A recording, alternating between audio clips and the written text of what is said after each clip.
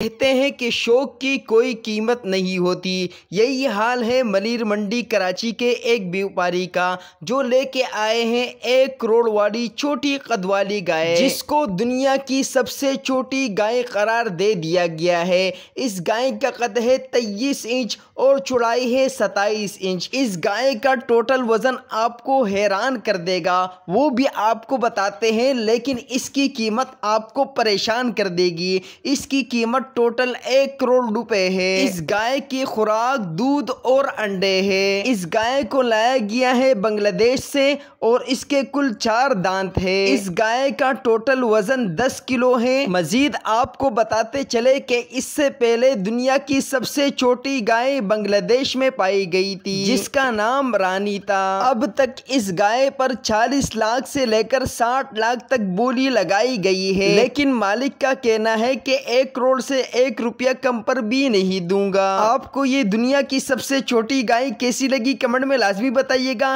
Video को like, channel को subscribe और दोस्तों के साथ भी शेयर कीजिएगा।